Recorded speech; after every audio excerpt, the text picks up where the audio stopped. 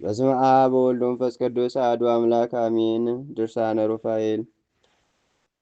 በአብ ስም አምነን አብን ወላዲ ብለን፣ በወልድ ስም አምነን ወልድን ተወላዲ ብለን፣ በመንፈስ ቅዱስ ስም አምነን መንፈስ ቅዱስ ሰራጺ ብለን ምንም ላጠይቀው አካላት ሶስት ብንል በባህሪ በሕልውና በመለኮት አንድ አምላክ ብለን አምነን ካስቀድመን በኅዳር 12 ቀን እንደተነገር ነው ክቡራን የሚሆኑ ከሰማያውያን ሊቃነ መላእክት ሶስተኛ የሚሆን ቅዱስ ሩፋኤል በዓል በጳጉሜ 3 ቀን የሚከበርና የሚታሰብ መሆኑንም እንናገራለን። ይህም ዕለት በሊቀ ጳጳሳት በአባ ቴዎፍሎስ ዘመን እስክንድሪያ በምትባል አገር ዳርቻ ባለች ደሴት በውስጧም ብዙ ታምራት የተፈጸመባት በቅዱስ ሩፋኤል ስም የታነጸች ቤተ ክርስቲያን የተባረከችበትና የተቀደሰችበት ዕለት ነው።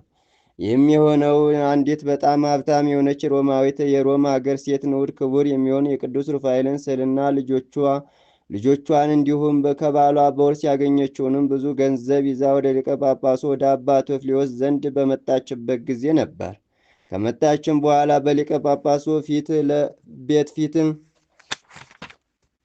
ለፊት ያለውን ኮረብታ አስቆፈረችና ከመሬቱ ውስጥም ወርቅ የተከማቸበት ሳጥን ተገኘ። ከዚህም በኋላ ሊቀ ጳጳሱ አባ ቴዎፍሎስ ብዙ አብያተ ክርስቲያናትና አሳነጸ። ከእነዚህም ውስጥ እስክንድሪያ በምትባል አገር ዳርቻ ባለች ደሴት ላይ ክቡር በሚሆን በቅዱስ ሩፋኤል ስም የተሰራች እቺ ቤተ ክርስቲያንንም ትገኝበት ነበር። ስራዋንም ሰርቶ በፈጸመ ጊዜ በዚች ዕለት በታላቅ ክብር አክብሮ ባረካት፣ ቀደሳት። ብዙ ሕዝብና ምእመናን በቤተ ክርስቲያን ውስጥ ሲጸልዩ ሳለ ቤተ ክርስቲያኒቷ ተንቀጠቀጦች ወይም ተናወጸች፣ ብዙ ታወከች። ማዕበል እንደሚያንገላታው መርከብ ተንገላታች።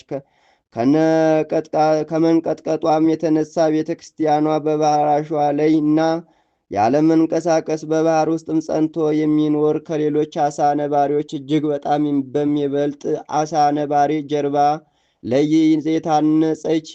የታነጸች መሆኗንም አይተው ተረዱ። ያም አሳ ነባሪ ከሰዎች ብዛት የተነሳ ክብደት ስለተሰማው ያችን ቤተ ክርስቲያን የገለበጣት ወይም ያፈርሳት ዘንድ ሰይጣን አነሳሰው። በውስጧም ያሉ ሰዎችና ሊቀ ጳጳሱም ያድናቸው ዘንድ ወደ ጌታችን አምላካችን ኢየሱስ ክርስቶስ በታላቅ ቃል ጮኹ። ክብር የሚሆን ወደ ቅዱስ ሩፋኤል ማለዱ። በዚያን ጊዜም ልዑል እግዚአብሔር ንዑድ ክቡር የሚሆን ቅዱስ ሩፋኤልን ላከላቸውና ከጭንቀታቸው አዳናቸው። ካዘናቸውም አረጋጋቸው። አሳ ነባሪውንም ባለህበት ቦታ ሳትንቀሳቀስ በእግዚአብሔር ትእዛዝ ጸንተ ኑር በማለት በያዘው ጦር ወግቶ እንዳይንቀሳቀስ ጸጥ ስላደረገው ያለምንም መንቀሳቀስ ባለበት ቦታ ጸጥ ብሎ ቆመ። ከዚያም ጊዜ ጀምሮ በዚች ቤተ ክርስቲያን ብዙ ድንቅ ታምራት ሲደረግባት፣ ሕሙማን ከደዌያቸው ሲፈወስባት ቆየ። ነገር ግን የእስላሞች መንግስት እስኪቋቋም ድረስ በዚህ ሁኔታ እንዳለች ከዕለታት አንድ ቀንም አሳ ነባሪውን ተንቀሳቀሰና የረገውን ባህር ማዕበለ ሞገድ ተነስቶ ስለመተው ቤተ ክርስቲያኗ ፈራረሰች። በዚያች ቦታ ላይም የሚኖሩት ብዙ ሰዎች ባህሩ አሰጠማቸው። የመላእክት አለቃ የሚሆኑ የቅዱስ ሩፋኤልን አማላጅነቱ፣ ቸርነቱ ከባህረ ኃጢአት መስጠም፣ ከዚህ ዓለም ማዕበል ሞገድ መንገላታት ሁላችን ሕዝበ ክርስቲያንን አገራችንን ኢትዮጵያ ይጠብቅልን ለዘላለሙ አሜን። የሰውን ልብ ደስ ለማሰኘት ልዩ ስጦታ ላለው ለቅዱስ ሩፋኤል ሰላም እልሃለሁ። ደዌ ኃጢአትንም ይፈውሳል፣ ቁስለ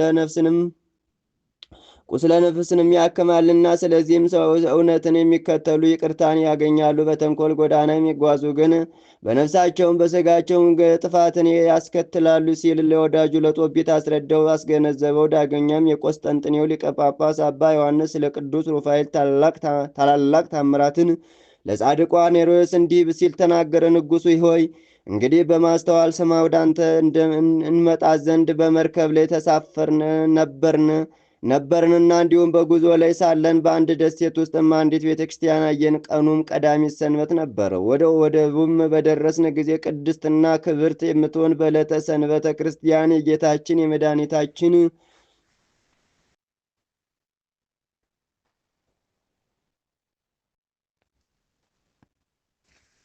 የጌታችን የመድኃኒታችን ኢየሱስ ክርስቶስን ቅዱስ ሥጋውንና ክቡር ደሙን ለመቀበል ወደ እሷ ስናመራ በዚያች ቤተ ክርስቲያን አካባቢ አንዲት አነስተኛ ደብር አገኘን። በውስጧም የሚኖሩ ብዙ ወንድሞች መነኮሳት ነበሩ። ክብር ምስጋና ለእሱ ይሁንና በእግዚአብሔር ትእዛዝ ወደ እነርሱ በደረስን ጊዜ ምናልባት ከቀደሙ አባቶች የተጻፈ መጽሐፍ ብሉይ ወይ በእናንተ ብሎዬ በእናንተ ዘንድ ቢኖር እመራመርበት ዘንድ ብትሰጡ ፈቃዳችሁን እጠይቃለሁ ሲል በጠየቃቸው በቤተ ክርስቲያኒቱ ግምጃ ቤት ውስጥ ብዙ መጻሕፍት ይገኛሉ። ነገር ግን እኛ ትርጉማቸውን ምን እንደሚል ለይተን አናውቅም አሉኝ። እኔም እስኪ አምጥታችሁልኝ ልመልከታቸው አልኳቸውና ካመጡልኝ በኋላ እግዚአብሔር በደቀ መዛሙርቱ ፊት ያደረጋቸውን ልዩ ልዩ ተአምራትና ስለ ሰማይና ምድር ጥንተ ተፈጥሮ እንዲሁም ከፍጥረት ዓለም እስከ ሕልቀት ዓለም ድረስ ከዓለም ላይ የሚደርሱትን ሁኔታዎች ስመራመር አገኘሁ። እንዲሁም ሌሎች መጻሕፍትን ስመራመር ደቀ መዛሙርቱ ምስጢረ መለኮትን ይገልጽላቸው ዘንድ ጌታ ኢየሱስ ክርስቶስን ጠየቁት። በደብረ ዘይት ሰብስቧቸው ሳለ ስለ ሰባቱ ሊቃነ መላእክት ሹመትና ማዕረግ የሚያስረዳ አባቶቻችንን ሐዋርያት የጻፉትን አንድ መጽሐፍ አገኘሁ።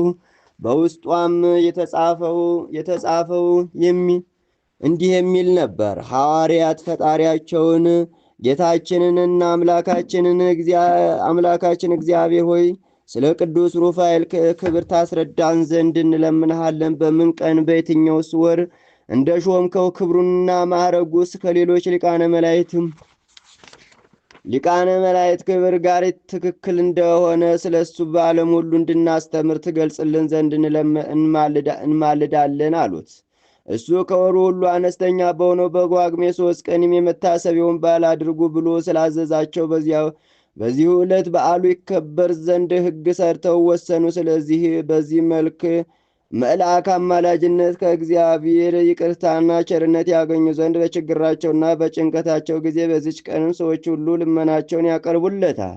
በዚያን ጊዜ ጌታችን መድኃኒታችን ኢየሱስ ክርስቶስን ሦስቱ ሊቃነ መላእክት ማለት ቅዱስ ሚካኤል፣ ቅዱስ ገብርኤል፣ ቅዱስ ሩፋኤል ከሦስተኛይቱ ሰማይ ወይም ዓለመ መላእክት ይመጡ ዘንድ አዘዛቸውና በታላቅ ክብር መጥተው ከጌታችን ከኢየሱስ ክርስቶስ ፊት ሰግደው ቆሙ። ከዚያም ጌታችን ኢየሱስ ክርስቶስ ቅዱስ ሩፋኤልን ጠቀሰውና ክብርህንና ገናነትን ያውቁ ዘንድ ለሐዋርያት የስምን ትርጉም ግለጽላቸው አለው።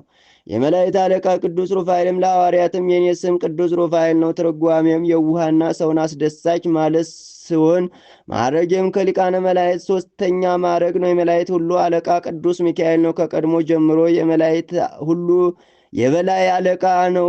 ትርጓሜውም ይቅር ባይና እጹብ ድንቅ ነው ማለት ነው። ዳግመኛም የመላእክት አለቃ ቅዱስ ገብርኤል አስቀድሞ የጌታችንና የኢየሱስ ክርስቶስን ከቅድስት ድንግል ማርያም መወለድ ያበሰረ ስለሆነ አምላክ ወሰብ እየተባለ ይጠራል። አሁንም ሦስተኛ ላስገንዘባቸው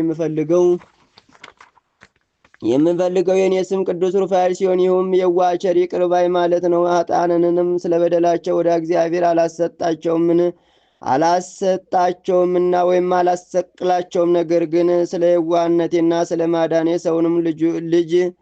የሰውንም ልጅ እጅግ ስለ መውደዴ ከኃጢአታቸው ተመልሰው ንስሐ ይገቡ ዘንድም በዘመን ላይ ዘመን እጨምርላቸዋለሁ። አስፈጻሚ መላእክትንም አልክላቸዋለሁ። እኔ ቅዱስ ሩፋኤል የእግዚአብሔር በ23ቱ ነገደ መላእክት ላይ የሾመኝ የመላእክት አለቃ ነኝ። ስለዚህም እግዚአብሔር አብን ይቅርባይ የሚሆን ልጁን ኢየሱስ ክርስቶስን ከኃጢአት የሚያነጻ የባሕርይን ሕይወቱ የሚሆን መንፈስ ቅዱስንም አመሰግነዋለሁ። ጌታ ኢየሱስ ክርስቶስ በደብረ ጽዮን ከደቀ መዛሙርቱ ጋር በዙፋን ላይ ተቀምጦ ክብር የተመላበትን እውነተኛውን የሕይወት ጽዋ ለቅዱሳኖች ባዘጋጀላቸው ጊዜ መልካሙንና በጎን ሰማያዊ መጠጥ አድላቸው ዘንድ እግዚአብሔር ያዘዘኝ እኔ ቅዱስ ሩፋኤል ነኝ። በዚህች የደስታና የሕይወት ቀንም በሆነች በዛሬቱ ዕለት ሕይወትንም የምታሰጥ ከሆነች ከዕፀ ሕይወት ጽቅና እንዲሁም ጽጌረዳ አበባና ዘንባባ ለክርስቲያኖች አበረክትላቸው ዘንድ እግዚአብሔር ያዘዘኝ እኔ ቅዱስ ሩፋኤል ነኝ። ሰማያውያን መዛግብት ከሥልጣኔ ስር የሆነውንም እነሱንም እግዚአብሔር ባዘዘ ጊዜ ልከፍታቸውና ልዘጋቸው ሥልጣን ያለኝ እኔ ቅዱስ ሩፋኤል ነኝ። እንደ ሌሎች የሥልጣን ጓደኞቼ ሊቃነ መላእክት ሁሉ እግዚአብሔር በሾመኝና ባከበረኝ በዚች በጳጉሜ 3 ቀን አንዱ ሰው ከችግር ላይ ያለውን ሰው በእኔ ስም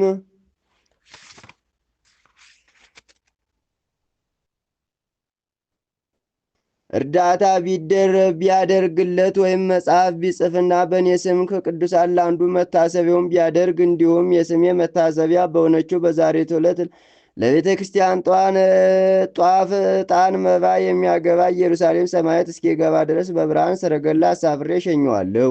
በምድር ላይም ፈጽሞ ምሳሌ የማይገኝለት ሽታው እጅግ በጣም ጣፋጭ የሆነ የሽቶ አበባ እቅፍ በእጁ አበረክትለታለሁ። እናንተ እግዚአብሔር የመረጣችሁ ሐዋርያት ሆይ በዚህ ዓለም ስብከተ ወንጌልን አስፋፍታችሁ ወደ እግዚአብሔር መንግሥት እስክትጠሩ ድረስ ሁልጊዜም መጠብቃችሁና እራዳችሁ ዘንድ ከእኔ የምትፈልጉትን ሁሉ ጠይቁ። አሁንም በዚህ ዓለም ያሉ ሰዎች መታሰቢያን ያድርጉ ዘንድ አስተምሯቸው ወይም ንገሯቸው። ስለ እነሱ ወደ እግዚአብሔር እየማለድኩ ከችግራቸውና ጭንቃቸውንም አድናቸዋለሁ።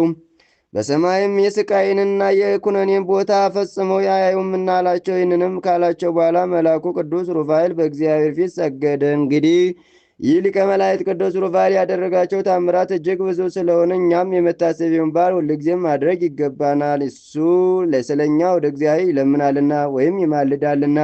የቅዱስ ሩፋኤል ጸሎቱ፣ በረከቱ፣ አማላጅነቱ ከሁላችን ከሕዝበ ክርስቲያን ከሀገራችን ከኢትዮጵያ ጋር ለዘላለሙ ይኑር አሜን። በድንግል ደመና መጎናጸፊያ ተጎናጽፎ ከላይ ለመጣ ቃል ምሳሌው ለሚሆን ለመልከ ጼዴቅ ካህን ሰላም እልሃለሁ። ጠቢባን ወይም